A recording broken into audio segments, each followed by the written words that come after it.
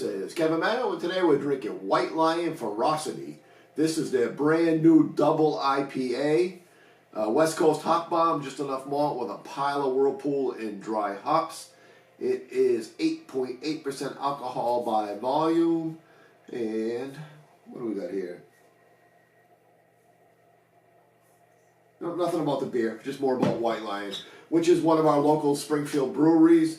Been around for a while now, and I've reviewed some of their beers before. This was a gift from the owner, so I'm going to go ahead and give it a crack and get it in a glass. Jeez, it's Thursday. I don't know. This is about a week old. It's been in a can about a week. And always, if you like the reviews, please subscribe. We're always looking for new friends. And go ahead and leave comments, because we love talking about beer.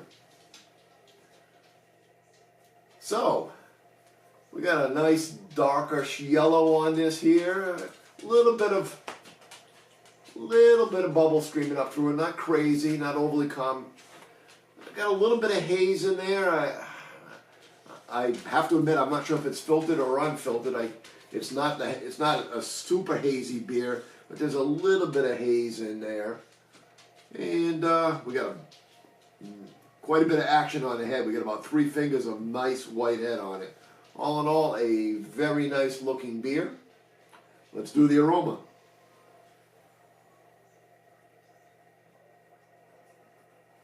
So I know on the can they're saying West Coast, and it's definitely got an old-fashioned West Coast aroma to it. I get that dank, and I haven't used that word in a beer review in a long time, but there's that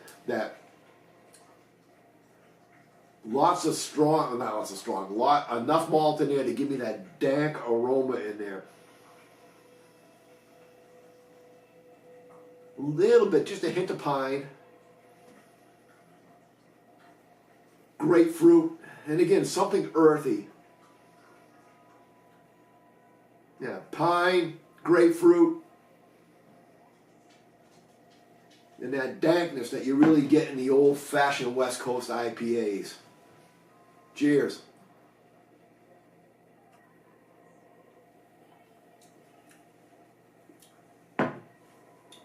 Wow.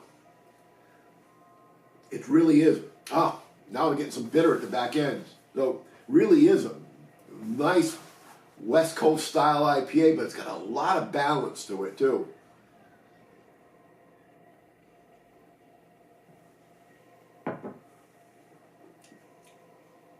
So up front it's kind of crisp, clear. Get a little bit of grapefruit.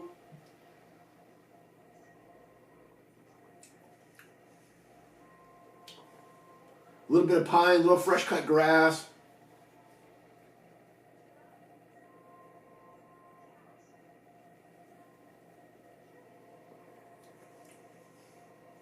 Yeah, it's really, really, really, really.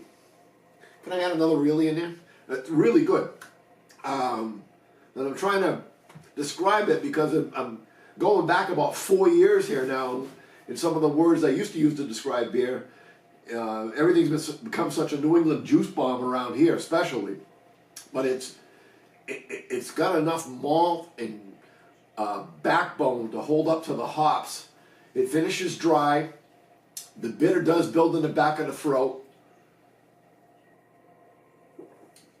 There's a little bit of sweetness up front, and I'm trying to pick that taste out, and I cannot figure out what it is. I guess we might call it a little bit of citrus.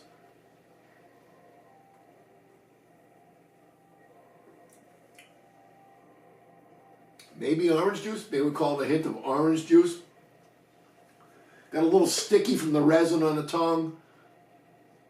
All in all, it's a really nice job. It's a lot different. It's quite a bit different than a lot of the other beers that are hitting the market around here lately. So if you're not into, I won't even say you're not into, if you haven't had a West Coast hop bomb in a long time, I think you're going to be in for a pleasant surprise, because it gives you some punch, it gives you some oomph, and it's on the bitter side, which is not a bad thing. There's so much sweet beer out there now, and I know it's not sweet, but overly juicified beer, that it's a really nice change of pace, a real nice swing and hit on a change of pace. So Mike Yates, nice job. Good job, Mike. Thank you, Ray, for the beer. Score-wise, it's definitely an A beer. We'd say a 90 out of 100. Till next time, keep drinking.